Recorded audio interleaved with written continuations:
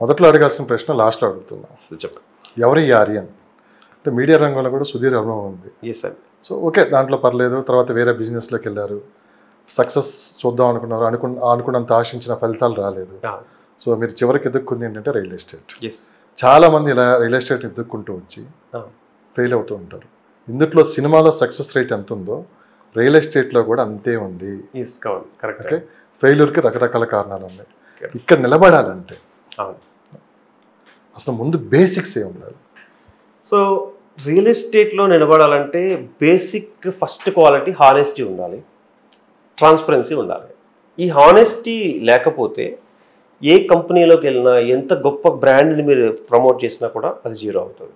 So honesty అనేది దేంట్లో ఉండాలంటే ప్రతి దాంట్లోనే డబ్బులు వస్తాయి. ఎవరు కూడా నేను సోషల్ సర్వీస్కి చేస్తారంటలేదు. వచ్చే డబ్బులో మీరు ఇచ్చేది ఎలా ఉండాలంటే మనస్ఫూర్తిగా వాళ్ళకి కావాల్సిన సమాచారం ప్రాపర్గా మన ఇంట్లో మన సిస్టర్స్కి ఎలా ఇస్తాము, ఫ్రెండ్స్కి ఎలా ఇస్తాము, అలా ఇవ్వగలిగితే ఈ ఇండస్ట్రీలో నిలబడటానికి ఛాన్సెస్ ఉంది. ఇంకొకటి, ఎనీ టైం ఫోన్ అవైలబిలిటీలో ఉండాలి. అంటే కస్టమర్ కొనుక్కున్నాడు, కంప్లీట్ అయిపోయింది. సో తనకి ఏదో ఒక అర్జెంట్ డౌట్ వచ్చింది, ఏదో టైంలో ఫోన్ చేశాడు. చాలామంది రియల్ ఎస్టేట్ ఏజెంట్లు చేయింది ఏంటంటే కస్టమర్ని కంప్లీట్ సేల్ డీడ్ క్లోజ్ అయ్యే వరకు చాలా అద్భుతంగా గౌరవిస్తారు. ఆఫ్టర్ దట్ అవాయిడ్ చేయడం మొదలు పెడతారు.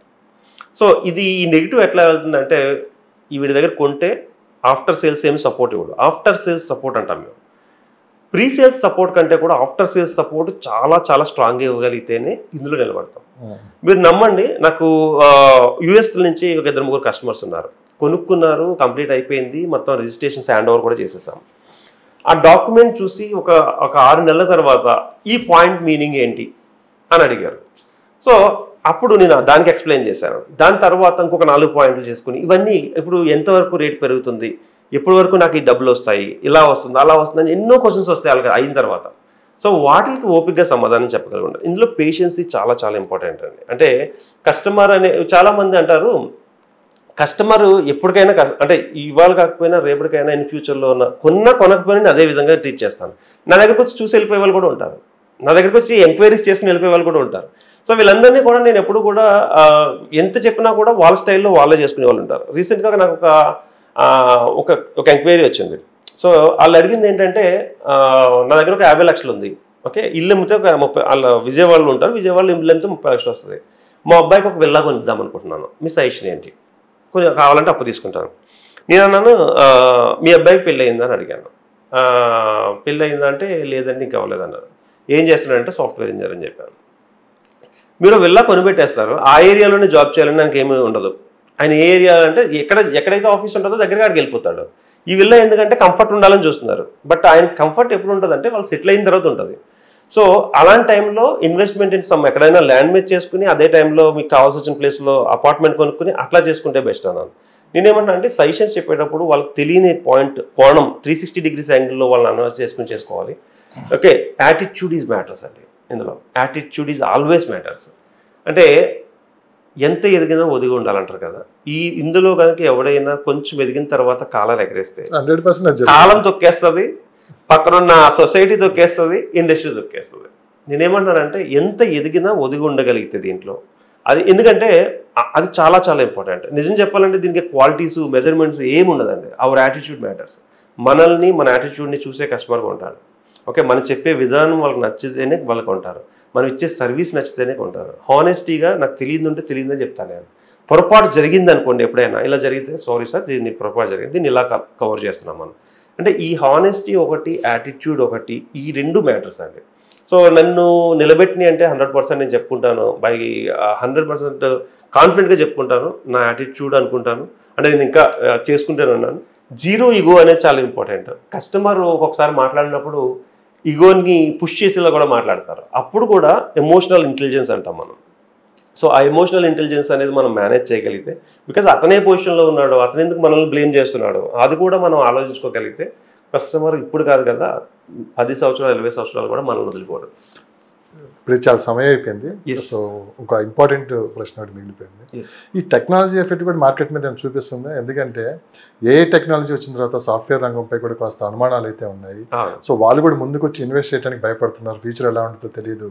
సో మొత్తం లాక్ అయిపోయామంటే పరిస్థితి ఏంటని చెప్పి కూడా ఒక గందరగోళంలో ఉన్నారంటే అంటే ఏఐ టెక్నాలజీని రియల్ ఎస్టేట్ని నెక్స్ట్ లెవెల్కి తీసుకెళ్తుంది కానీ దానికి పడగొట్టే పరిస్థితి అయితే లేదు. ఎందుకంటే ఎంత ఏఐ టెక్నాలజీ వచ్చినా చాట్ జీపీటీ వచ్చింది, మీకు ఏ మ్యాటర్ కావాలంటే ఆ మ్యాటర్ ఇచ్చేస్తుంది. ఇప్పుడు వెబ్సైట్ కావాలంటే మనుషులతో పని లేదు, అదే ఇచ్చేస్తుంది. అది ఇస్తుంది ఇన్వెస్టర్స్. అదే నేను అంటున్నది. కానీ ఏ టెక్నాలజీ కూడా ల్యాండ్ క్రియేట్ చేయలేదు. అదొక అడ్వాంటేజ్ ఏంటంటే ఏ టెక్నాలజీని క్రియేట్ చేసినా కూడా ల్యాండ్ క్రియేట్ చేయలేదు. అందుకే చైనా వాళ్ళు అన్నింటినీ చేశారు కానీ ల్యాండ్ క్రియేట్ చేయలేకపోతారు. ఈవెన్ సూర్యుడిని కూడా డూప్లికేట్ చేస్తున్నారు వీళ్ళు.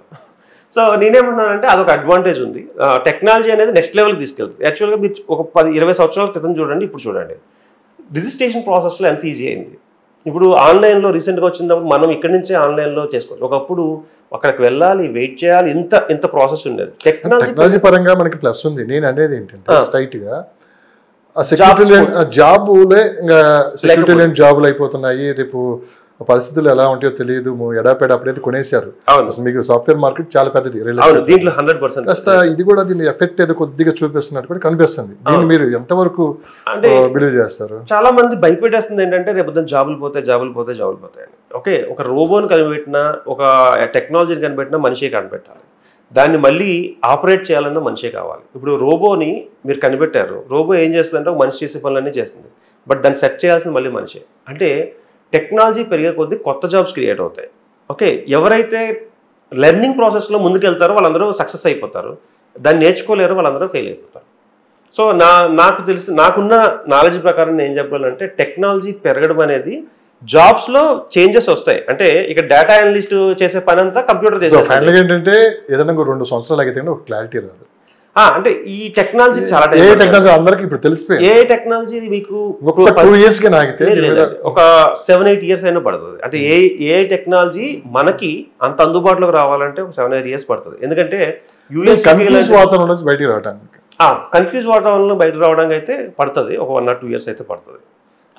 సో మార్కెట్లో ఏం జరిగిద్దో ముందు పరిణామాలే మనం కూడా చూద్దాం. తప్పకుండా. థ్యాంక్ యూ సో మచ్ అండి, thank you for valuable time. చాలా మంది మీ డీటెయిల్స్ కూడా అడుగుతున్నారు, ఒకసారి మా ప్రేక్షకుల కోసం మీరు. Okay, so first of all thank you real boom. And మీరు ఎవరైనా ఎలాంటి సజెషన్స్ కావాల్సి వచ్చినా, అది ఒకసారి సిల్లీ సజెషన్ అన్న అడగొచ్చు, పెద్ద ఇంపార్టెంట్ సజెషన్ అన్న అడగొచ్చు. So you can contact me. నేను ఎనీ టైం మీకు ఒకవేళ మొబైల్లో నేను అందుబాటులో లేకపోయినా వాట్సాప్లో మీరు నాకు పింక్ చేసినట్లయితే 100% నా టైం చూసుకుని స్కెడ్యూల్ ఫిక్స్ చేస్తాను. నా నెంబర్ 9391151121. సో ఎలాంటి క్వశ్చన్ అయినా మీరు అడగండి. ప్రజెంట్ 100% మీకు అక్యురేట్గా చెప్పడానికి ట్రై చేస్తాను నాకున్న నాలెడ్జ్ ఉపయోగించి. Thank you. So thank you sir, thank you so much, thank you. Thank you అండి.